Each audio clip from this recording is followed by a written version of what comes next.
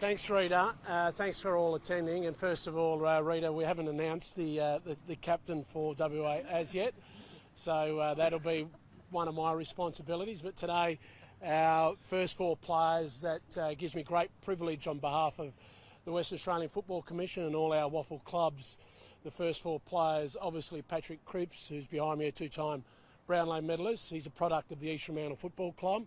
We have Tom Barris, who will be returning to WA. He's a product of the Claremont Football Club. Shea Bolton, the exciting goal-kicking machine, thanks to the Fremantle Dockers. He's a product of the South Fremantle Football Club. And the astronaut, Aaron Norton, what a combination that'll be up front with him and Shea Bolton. He's a product of the Peel Thunder Football Club. So they've all had their journeys, and speaking to all four of them, their only experience of representative football has been in their state 16s and state 18s carnivals. And as you can see and witness, they've had already illustrious football careers with high honours. And they reached out to us, and we were one of the first to put their hat in the ring to say they're ready to play, bring it back, we're ready to commit to the Black Swan and the State of Origin game here on the 14th of February. So it gives me great pleasure that it's a fair first four WA players, and we're very, very confident that we're going to keep rolling out some names. We've got some more names next Tuesday. We've got some more announcements, obviously, with coaches involved. So this thing is only growing, and we're asking the whole WA public to support it because it's going to be a great day. Any questions?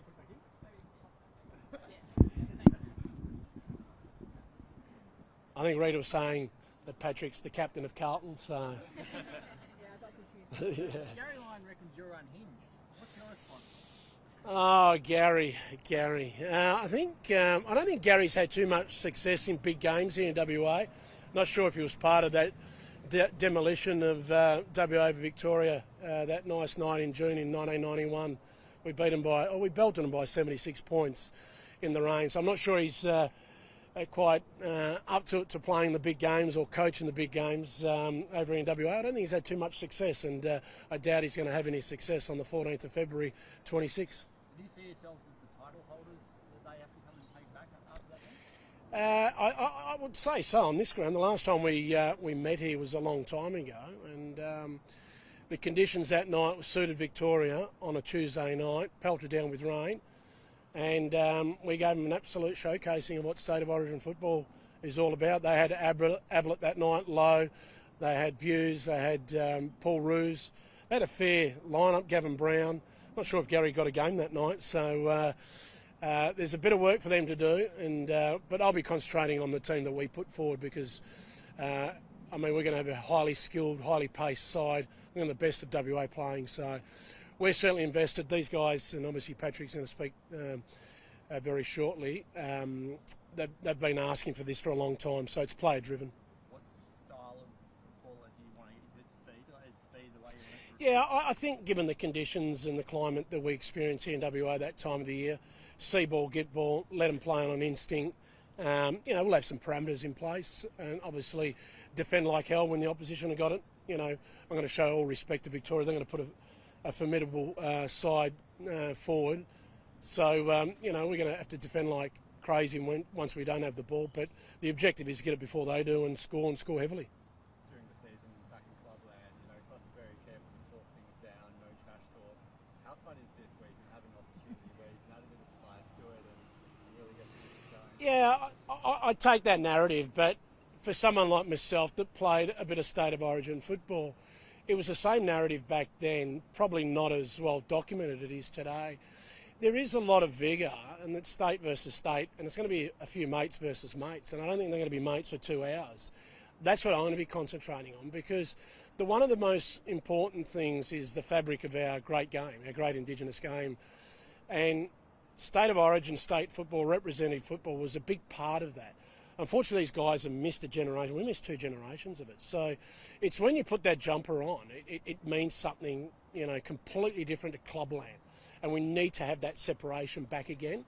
And for players to strive for it in the coming years, we need to support it. We need to showcase it. And thanks to the media, they've really supported it so far. But I asked all Western Australians to turn up on February 14th.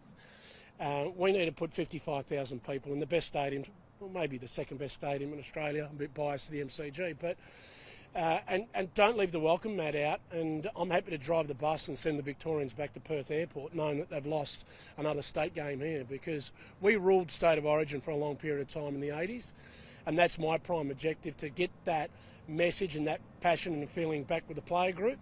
And for 2 hours, they forget about Carlton, West Coast, Fremantle, Sydney, whoever it may be. They forget about their clubland for 2 hours, and that's really important. That's what it meant to us back in those earlier years. Back when you were playing, did you actually hate Victoria?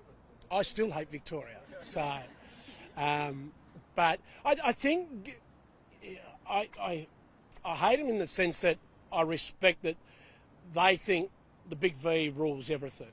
And, you know, the great man EJ, God bless him, he really drove the best and extracted, you know, the worst out of supporters, and, you know, it was very tribal. And look, you know, sport is a lot different today, and I don't condone some of the behaviours back then, but you can still be very combative and competitive on a football field and show that vigour, all within the rules of the game. And like I said, you know, we're going to be see ball, get ball, make sure our best players get it first, and, you know, defend like crazy. So the game is a wonderful game. These guys are highly skilled. They're ready to go.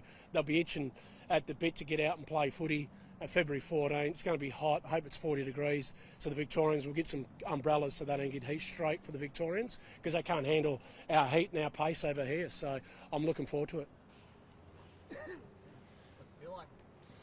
It's actually exciting to actually pull this on for the first time in about 12 years. It's starting to feel real now. So just echo what Jacko said. I think the players really pushed this. You know, we've obviously heard a lot about it, you know, past matches, and for us to bring it back and to play against the Vics is going to be exciting. I know I chat on behalf of all the players from WA, like especially Brownlow night. I was getting around to all of them, getting in their ear, and they're all excited to play. So there was already a bit of lip going to a few of the Vics on that night. So, yeah, we just want to build the rivalry up, have a great game, and obviously in the home state we want to put on a show. So you're already building the momentum within the AFL fraternity? Yeah, well, like, it's those nights, like, you're obviously competitors when you play each other, but you always have this connection to your home state, and no matter if you know someone, you know, whether it's post-game of an AFL game, you always feel like you've got a connection with them. But, you know, nights like the Brownlow and those awards nights is a great time to, you know, socialise and, you know, lower your guard and have a bit of fun. And obviously we knew the Origin was a big chance to come back, and so everyone was sort of in each other's ear, and, you know, you was having a bit of banter on the night, so it's good fun. You named yourself as a mid, and you've got a couple of forwards and a back, and they've gone and named 3 mids, including Bond, Butters and the Brownlow medalist in Rao. Like, when you look at that, what you're coming up against already, and knowing there'll be more added to it, what's it like? Yeah, they pick midfields and forwards. They might be all downhill skiers, the Vics, so at least we've got a backman in the fold. But nah, it's going to be great. Like, obviously you play against those guys throughout the whole year, but, you know, when you verse that quality of midfield, you know, we'll add some quality to our side the next couple of days. But I think it's just a showcase of the best talent from each state. Like, we obviously, with our 18 teams, you know, the talent can get diluted you know, across a lot of the teams, but when you play for your state, it's the best of the best playing each other. And I played in games before, obviously the bushfire relief game, obviously AFLX, you know, that was a bit of a, I wouldn't say charity game, a bit of fun. I think this one will be obviously a bit of fun, but I think there's going to be a lot of heat in it. And I think the time slot, mid-Feb's a great time to play. We're obviously playing a lot of scratch matches then anyway, so everyone will be itching to go. And it's a great, yeah, it'll be a great sort of match fitness and great sort of physicality leading up to the season as well. So I think the AFL's put it in the right time slot. So to play in front of your home crowd, you haven't had the chance to do that over here as a talent player, obviously. So what's it in you like to know that you are one who people want to play well, as opposed to the enemy every other time you come back? Yeah, I think that's one of the special reasons about Origin. Like, with only 2 teams in the West, a lot of WA players have to, you know, go interstate, and you know, once you get an opportunity from a club, you really want to pay back that club that gave you the opportunity at AFL level. So to now come back and actually, you know, play in front of your friends and your family, but also, you know, everyone in your state. And we also realise, you know, we've got the ability to inspire the next generation of WA footy players that, you know, will come along and watch the best WA players put on a show against the Vics. And I know what I was like when I was a kid. I looked up to a lot of the Eagles players, and I'm sure a lot of these young guys will come to the game and look up to us. So that's why we want to put on a good show, but we also want to play it the right way too. We want to play physicality, we want to play that fun, flair, that people love to see and be high scoring. So looking forward to the game. Obviously, the final decision comes down to Jacko. But is there any West Aussies out in the comp that you kind of getting in his ear about putting in a call to? There's a lot of guys I played State 18s with. Obviously Charlie Cameron, Darcy Cameron, they're great mates. Jesse Hogan, so a fair few of the older boys that I reckon will be pretty keen to play with. And obviously there's some young guys. Chatty Warner's obviously a gun from Sydney. Joe Bolton, Bobby Hill, they're electric in the forward line. But there's so many good players across the state. Obviously Liam Baker's another one. He plays for the Eagles. I went to school with Bake. So on paper, I've half put together a rough side. It looks pretty good. So I know it will be a great game against the Vicks. Gary Lyons, of course, Jacko, your chairman of selectors, unhinged. Are you going to go into that for your chair? Yeah, I felt the passion through Jacko's voice. So obviously, not sure if Gary did show up in the 91 game, so I'll back Jacko up there. But that's what we love about State of Origin, the rivalry, the banter. So I'm sure we'll be getting into a few of the Vicks come game time.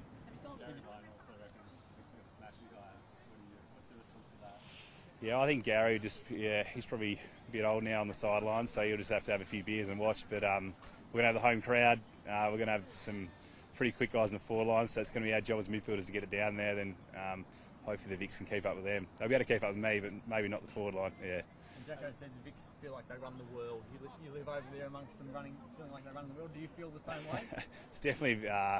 There's a lot of teams in Victoria, so they definitely very biased towards Vicks. So this will be a nice time to put my WA hat on and bat for everyone in WA. But I think that's the beauty of it. I think if you look at the whole picture of AFL footy, obviously SA have gathered around now, and for WA to show off WA for the State of Origin is going to be a great thing for WA to show how good it is over here. And I know a lot of people in the East complain about the 4-hour flight, but there's not too many better places in the world than the West, so I can't wait to play back here. Gary, how much are you going to lean on the rivalry from the 80s and 90s? I mean, it's been a while since there's been an Origin game, but is it going to be hard to bring that sort of passion back to the Big V? Or I'm no EJ. So he was the man that was driving that for a long time. Jared Healy did a great job to keep it alive.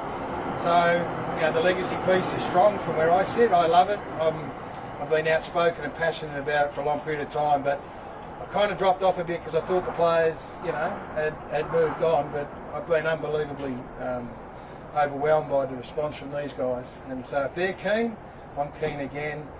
Jack is doing a presser over there with Cripper today. He's slightly unhinged, Jacko, so imagine what's coming out of his mouth. We're a bit more measured, but this is, as I said, it will work when these guys commit to it. These guys are committed to it. So it's going to be a fair dinkum match on the 14th of Feb, and we want to belt them. That's the bottom line. Of the guys that have been announced, it's hard to pick one of them. To be able to play the same midfield as Zach Butters, Matt Rao, and then obviously with Jeremy Cameron as well. There's some exciting opportunities there. I think we'll all be fighting over who gets a starting spot. I reckon that'll be up to Gaz and the rest of the crew to work out with Scotty. So it's exciting to be able to just already be thinking that I'll be playing with those guys from the jump. You're going to have a good crack at it, Marcus. We don't want an exhibition game. It's going to be a bit of nasty in there. No, I think that's definitely one of the major reasons I've committed is it's probably how I've handled my career all the way throughout is once you put your hand up to play, you're ready to go. And I know that the timing of it at the minute is it's at the end of the pre-season. We're probably playing, technically a game around those stages anyway. So my hope is that everyone that's putting their hand up to play is of that attitude. And I think for it to ignite, it needs that passion. And with the people that are involved, I think you see that. Marcus, it's a fine balance. I mean, this year, early this pre-season, you did your calf and was sort of delayed your over season.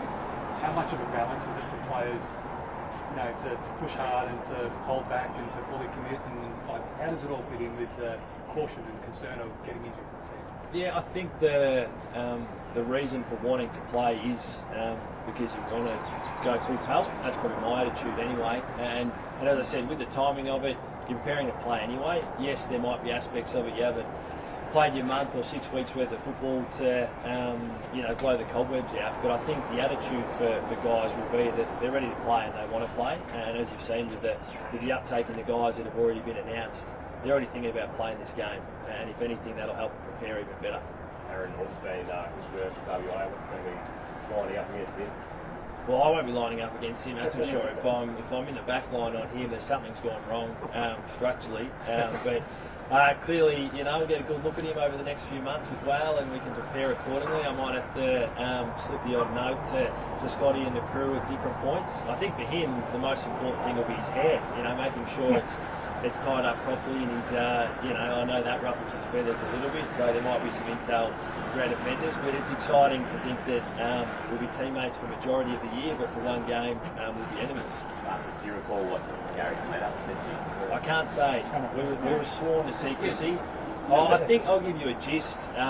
There's a lot of passion in the note and letter. It's obviously, he spent a lot of time on it, I could tell, and he spoke of some of his experiences and moments and his connection to State of Origin. Now, I won't, you know, detail the things, because I do feel like it's best kept private. It is a personal experience, but I could sort of feel through the words how passionate this man is about the Big B and what it meant to him, and I think that's what hopefully will spur, you know, the rest of our guys on to have that same sort of connection and passion for it, and to be able to influence it for years to come. It's a great initiative from David Hardwick. So you may or may not realise, but Dimmo was a coach, so he got every player that was playing for him. I think you opened the locker and there was a letter there. So going back, and this is what I want Marcus to be doing in 10, 15 years time for the next generation here, you know. And this is the seriousness of it. And part of that thing was to say, okay, you will play against your teammates, and you will play against opponents, and you'll play with. The best thing that can happen through all of this, and this is what I loved about it, is that when I went back to Melbourne after playing, you got back in the rooms, and the first thing they're saying was, what's Plugger like? What was Ablett like to play with? How good was Greg Williams? You know, those stories are the things that I carry with me now, having been retired for 25 years. So you talk about how hard they're going to go. Well, you're going back to your room, they go, what's Marcus Bontempelli like? They don't want them to say, he's going half rack now. They want to come back and say, how good would it be to play with him every single week? And that's what state footy is about. It's the best footy, the purest footy. I mean, I'm not trying to build it up bigger than home and away and finals footy, because we know what that is and it has its place, and the ultimate is premiership footy. But when you're talking about the game and the pure game, then you want to see. I remember Robbie Flower playing. Robbie Flower played for Melbourne for 18 years, and it was his last 2 games he played in a final. Up until then, he was in the bottom of the ladder team every week, playing in small crowds, but every time he went and played in Victoria, he was the best player. And what do you reckon they're going back and going, geez, how good, imagine Robbie Flower playing in a good team every single week. And that's what we want to get. So Butters, Bontempelli, geez, and Matthew Rao comes back, a boy that grew up in Canterbury, grew up, you know, playing footy here locally. He's been taken away for the good of the competition, and now for the good of footy on the 14th of February, he's going to come back and play with us. I think AFL fans, Gary, we watch the NRL State of Origin. We look on with maybe a little bit of envy at what they've been able to produce. Can you see a scenario where we can get to that? Yeah, we're going to crawl, walk and run. So there'll be some sceptics out there going, I'm not sure about this. We can't jam it down your throat and say this will be as big as the NRL. But what the NRL have been able to do, and this is, you know, with Andrew's support, is that we've acknowledged that our competition needs to compete. You know, finals are great, grand finals are even better, but we've got to showcase our game at every opportunity, and they do it really well, and we need to get back to doing it. And we'll do it on the 14th of February. You'll see the best talent in the country run around. How long do you think it'll take for it to be an annual sort of thing? I haven't spoken to the group about this, but let's get this one right. Let's make sure we pack out the stadium. Tickets go on sale Tuesday, so let's get some Victorians travelling over there. Make sure we're well represented. Sell the joint out. Have the Bont dominate. Hopefully win, and then pick a fight with South Australia. Gary, you've already named a couple of superstars, but who else have you got sort of on the radar? Jeez. How long have you got? I don't want to preempt anything.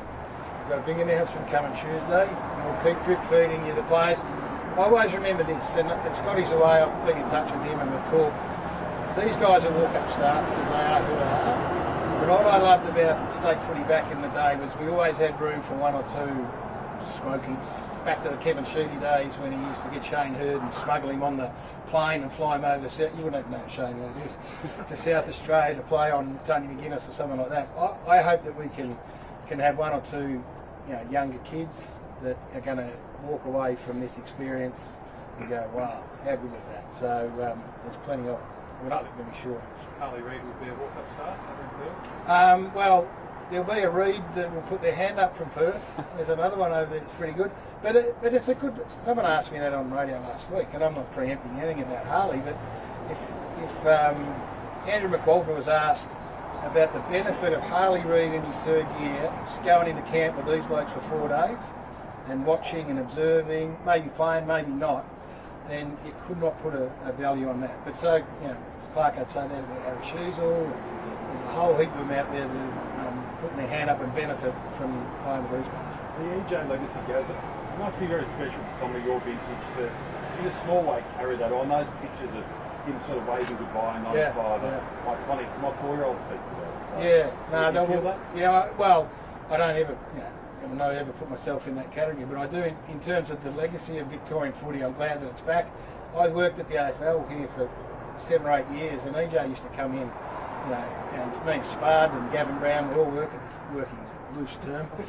We were there, but he would come in and just sit and talk to us for half an hour, in the lead up to state games, and then the day where he famously travelled with his son and with Danny is one of the iconic moments of AFL footy. So it's not lost on me, but it's I want everyone to sort of, because not one person can do what EJ did. So we need all you guys, we need all you media guys to get on board, to get over there and push this really hard and make it a memorable thing. I mean, there's too many people that look for the negatives. We're going to do this. Someone will get injured. As much as I love the Bond, Gary Ablett used to play every Tuesday in the middle of the week. Tony Lockett used to play every Tuesday. They put themselves out there. So I'm glad that these boys are putting their hand up for us. How nice would it be to play with Zach Butters, I guess, more often, week in, week out? It'd be pretty nice, I think. This is going to be a great opportunity for me to mix with a bunch of different players. But Zach especially is one of the best, not even young mids in the competition, but just best mids in the competition. You're going to see all that. And Gaz mentioned potentially some of the younger guys learning off the older guys. I think the older guys have even got a little bit they can learn off the younger guys, They're doing some things I've never seen before in the game, and so hopefully that extends my career a little bit as an almost 30-year-old. If I can pinch a thing or two off these kids, maybe it'll extend me a touch longer. So there's a number of different things that the State of Origin brings about, but the connection with players that you love watching around the league and then being able to play with them is a massive draw card. Brown announced a few days ago. What do you think about that? Yeah, it's an evolution of our game, isn't it? And our game is constantly evolving. And this obviously creates a number of different opportunities for the whole competition. Hopefully the Bulldogs aren't like we have been in the past, finishing in that logjam. We love to be finishing top 6 and higher. But if anything, it'll create greater interest for the whole competition going on deep into the season. And it allows more teams to still feel like their season's alive and they can compete for. So, I know in a traditional sense it probably doesn't, agree with what we've come from. But I think this game is constantly looking at how it can evolve and make the game more appealing to watch for all our fans. So, like I said, it'll suit some teams more than others. But hopefully the Bulldogs were finishing out of that a bit higher. The early mail on the D's, Gaz. They're having a good go at it on the track. The competitive stuff. Have they? I haven't got down there yet. Let the first of 4 years punch on. I did a night with Stephen the other day. I didn't know Stephen all that well, but it's like everything, isn't it? It's fresh, it's new, some new faces down there, so jump into it. Max texted me from, when we announced this, texted me from somewhere, said that he was in. As long as Jake Melksham played, I thought that was going to be. He must have Melky next to him, so that was a bit of a stretch. With all due respect to Jake, but he's up and ready to go, so it's great. One of the great things back in the day when we had State of Origin, it was State of Origin media as well. So I fully expect us here. Is any West Australians here? Yeah. What are you doing? You're Western Australian. Well, we expect the Victorians to gather around and pick a fight with your colleagues as well and really build this, because I know Glenn Jakovich thinks He thinks we're a very arrogant group of people, and he might be right, but with good reason, Bod, I would have thought. So we want rivalry, so you guys get at them as well. Gossage.